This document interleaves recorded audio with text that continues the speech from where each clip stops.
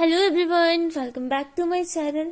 जैसा कि आप लोग जानते हो कि हमारे देश के जो फौजी होते हैं ना, कितनी ज़्यादा बहादुर होते हैं। हर एक चीज़ में बहुत ही जाबाजी के साथ लड़ाई लड़ते हैं, हमारी रक्षा करते हैं, हमारे देश की रक्षा करते हैं। तो क्या हो कि अगर भूत या यूं कहीं कि शरारती या खतरनाक भूत से कभी अगर किसी जाबाज फौजी का सामना हो जाए, तो क्या आप सोच सकते हैं कि ऐसी सिचुएशन में क्या हुआ होगा। ठीक है। तो आपको ज़्यादा अपने दिमाग पर जोर लगाने की ज़रूरत नहीं है, क्योंकि ऐसी एक कहानी मैं आज आपके लिए लेकर आई हूँ जो कि बिल्कुल सच्ची घटना है, रोचक होने के साथ साथ। तो चलिए हमारी आज की कहानी शुरू करते हैं। तो ये कहानी बेसिकली मैंने बचपन में सुनी थी, जो कि मेरी नानी ने ही मुझे सुनाई थी। और ये कहानी है उनके खुद के पिताजी की। जी हाँ, उनके खुद के पिताजी की कहानी जो नानी ने उन्हीं के मुंह से सुनी थी। जी हाँ, तो वो थे एक फ्रीडम फाइटर और अपनी ज़िंदगी में उन्होंने बहुत सारी लड़ाइयाँ लड़ी थी देश के लिए, या यूं कहें कि first world war, second world war, क्योंकि भेजा जाता था उनको। और वो इतने ज़्यादा मतलब ऐसे मार काट देख के, खून खराबा देख के, या उन्होंने जो भी लड़ाइयाँ लड़ी थी उससे बहुत ज़्यादा बहादुर और स्ट्रांग बन चुके थे। एक बार ऐसे ही वो अपने घर आ रहे थे अपनी ड्यूटी से, और पहले के ज़माने में आने जाने के कुछ ऐसे खास साधन नहीं होते थे। गांव में तो इक्का दुक्का ही बस चलती थी, और वो भी दूर दूर कहीं बस स्टैंड होते थे, तो वहाँ जाना पड़ता था कई किलोमीटर दूर, कई मील दूर चल के जाना पड़ता था। तो ठीक ऐसे ही उनके साथ हुआ। वो कहीं अपनी ड्यूटी से आ रहे थे, और जहाँ पे वो बस से उतरे, वो बस स्टैंड से उनका घर लगभग कुछ 15-20 किलोमीटर दूर था, और उनको वो रास्ता पैदल चल के क्रॉस करना था। तो बात ये थी कि उस टाइम बज चुके थे रात के 12, और इतनी रात को, अभी हिमाचल है तो यहाँ पे जंगल और यहाँ के रास्ते भी पहाड़ों से होते हुए नाले क्रॉस करने पड़ते, तो इस तरह के थे। तो ऐसे उनको आधी रात को, क्योंकि तब ना मोबाइल फ़ोन होते थे और उनके पास टॉर्च भी मेरे ख्याल से नहीं रही होगी उस टाइम, तो अब जाहिर सी बात थी कि उनको अब आगे का रास्ता अंधेरे में ही तय करना था। तो जैसे वो बस से उतरे, उन्हें पता था कि उन्हें काफ़ी लंबा चलना था और रात के 12 बज चुके थे। तो कुछ 1 आधा किलोमीटर चलने पर आगे कुछ घर थे, और वो जानते थे कि वहाँ पे आगे घर है, तो उन्हें लगा कि वहाँ पे एक रात रुक सकते हैं, उस रात रुक लेंगे और अगले दिन चल वहाँ से अपने घर चले जाएंगे।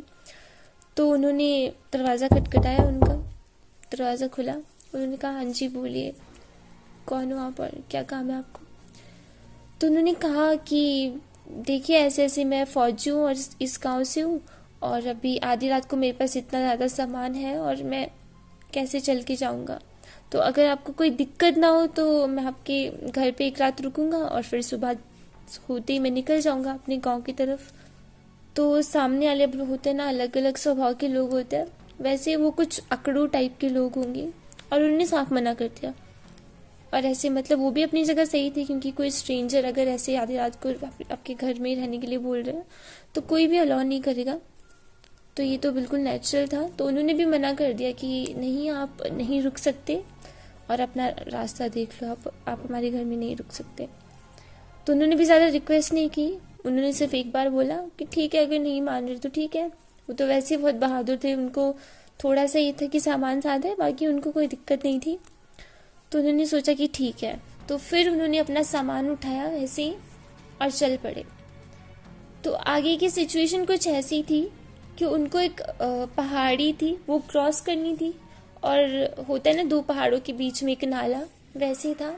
और फिर से एक पहाड़ी क्रॉस करनी थी, उस पहाड़ी के आगे उनका गांव था। तो जैसे तैसे वो उस पहाड़ी तक रात को चल के आ गए। तो अभी क्या था कि उस पहाड़ी के ऊपर चढ़ के उन्हें फिर नीचे उतरना था उस नाले में, और फिर उस नाले को क्रॉस करके आगे पहाड़ी पे चल के उनको आगे जाना था। और नाला ऐसा था कि गर्मियों के दिन थे, कोई जून जुलाई महीने का टाइम होगा, और नाले में दोनों साइड पत्थर और बीच में थोड़ा बहुत पानी होता है। और गर्मियों के टाइम में मैक्सिमम नाले सूखे ही रहते हैं, उनमें थोड़ा बहुत पानी, उसमें सवाल होता है और पत्थर होते हैं। तो उन्होंने क्या किया कि जैसे वो पहाड़ी के अभी ऊपर थे, तो नीचे मतलब नाला दिखता था, थोड़ी बहुत रोशनी, तो उन्होंने नीचे देखा, बीच नाले में कुछ लाइट्स जल रही थी और ऐसे लग रहा था जैसे कोई फंक्शन चल रहा है, शादी वादी, और वैसे ही मतलब वैसे ही रौनक लगी रहती है ना, जैसे किसी शादी वाले घर में, ठीक वैसे ही।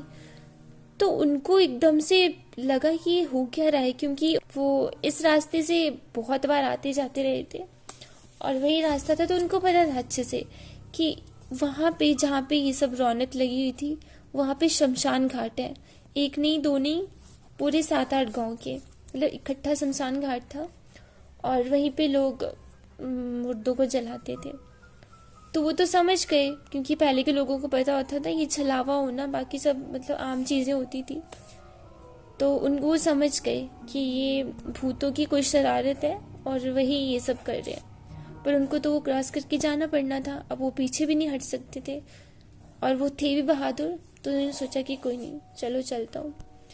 तो उन्होंने आगे बढ़ने से पहले, क्योंकि वो फौजी थे और सिगरेट पीते थे, तो उन्होंने क्या किया कि अपनी सिगरेट बैग में से निकाली और वो जला ली। और दूसरा काम कि उनके जो शूज़ थे उन पे कुछ, मेरी नानी बताते कि पहले जो फौजियों के शूज़ होते थे उन पे घोड़े की नाल लगाई जाती थी, क्योंकि वो फौजी जाते थे ऐसी ऐसी जगहों पे जहाँ पे भूत प्रेत इतनी मार काट, तो भूत प्रेत नॉर्मल चीज़ होती थी वहाँ पे होना, जहाँ पे इतनी मार काट और लड़ाइयाँ होंगी। तो इसलिए फौजियों के जूतों के नीचे घोड़े की नाल लगा ली जाती थी, क्योंकि एक सिगरेट में जो आग होती है और दूसरा जो घोड़े की नाल होती है, इनके नज़दीक कहा जाता है कि भूत नहीं आती, इनकी घोड़े की नाल लोहे की बनी होती है, ये मानना था मतलब लोगों का। तो इसलिए उनके शूज़ पे वो लगी हुई थी घोड़े की नाल और हाथ में उन्होंने सिगरेट मंगा ली और सिगरेट जला के वैसे ही वो आगे चलने लगे चुपचाप। वो वैसे ही नोटिस भी कर रहे थे कि वो लोग भूत कर क्या रहे। ऐसे नाले के थोड़ी सी दूर, मतलब 15-20 मीटर दूर वो चल रहे थे।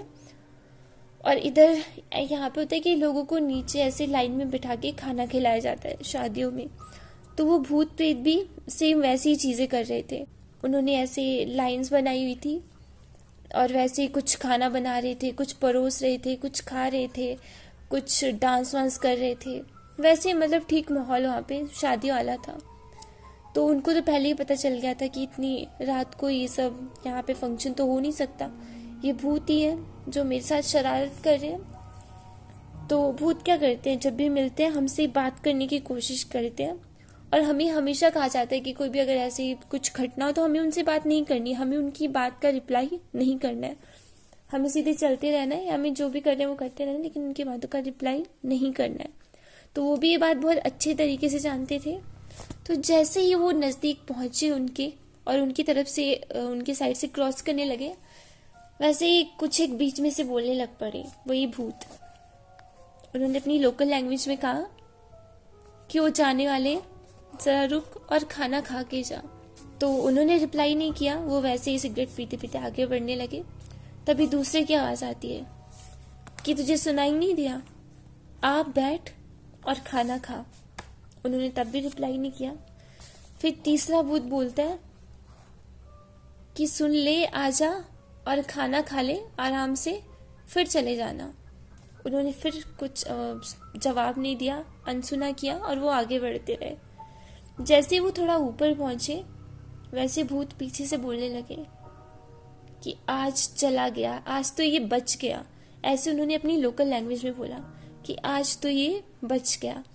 अगर वो उस टाइम उनका रिप्लाई कर देते तो शायद वो भूत उनको जान से मार देते, या फिर कुछ ऐसा होता कि उनको अपने वश में कर लेते। वो एक बहुत बहादुर फौजी थे और शायद पहले भी कभी उनका ऐसे सामना हुआ होगा किसी भूत प्रेत से, या नहीं भी हुआ होगा, लेकिन वो बहुत ज़्यादा बहादुर थे, इसलिए उन्होंने इस सिचुएशन को इतने अच्छे से हैंडल किया और उन्होंने उन भूतों का रिप्लाई नहीं किया।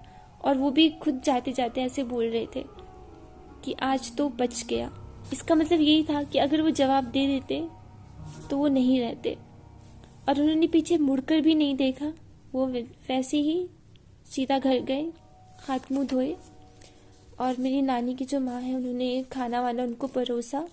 तो उन्होंने उस बारे में उनसे कुछ बात नहीं की, वो चुपचाप गए और जाकर सो गए खाना खुना खाने के बाद।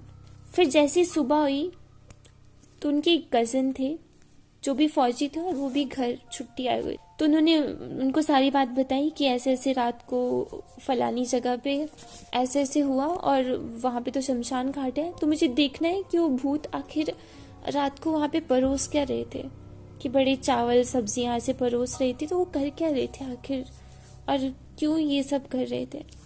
ऐसे होती है ना क्यूरियोसिटी जानने की, क्योंकि डर तो उनको था नहीं या होगा भी थोड़ा बहुत, लेकिन वो बहादुर थे। तो छलावा होना उस टाइम पे आम बात होती थी, तो उन्होंने कहा कि अच्छा ऐसे ऐसे हुआ तो ठीक है चलो चलते हैं और जाकर देख के आते हैं। तो उन्होंने वहाँ पे देखा कि नाले के बीच में जो बड़े बड़े पत्थर पड़े हुए थे उन पे सेवाल जो होता है पानी में, जो नालों में अक्सर देखने को मिलता है सेवाल, तो वो थोड़ा थोड़ा करके पत्थरों पर रखा हुआ था। तब उनकी समझ में आया कि अच्छा ये रात को जो चावल दाल और सब्जियां परोसी जा रही थी वो और कुछ नहीं, ये सेवा। तो ये थी फ्रेंड्स हमारी आज की कहानी। आई होप आपको पसंद आई हो। अगर पसंद आई हो तो प्लीज़ वीडियो लाइक करना, शेयर करना और मेरे चैनल को ज़रूर सब्सक्राइब करना। और हाँ, अगर आपको कभी कोई भूत खाने का ऑफर दे तो कभी उसकी बात का जवाब मत देना, क्योंकि खाना तो नहीं लेकिन आपको वो ऊपर ज़रूर पहुंचा सकते हैं। ठीक है, मिलते हैं नेक्स्ट वीडियो में, तब तक के लिए बाय बाय।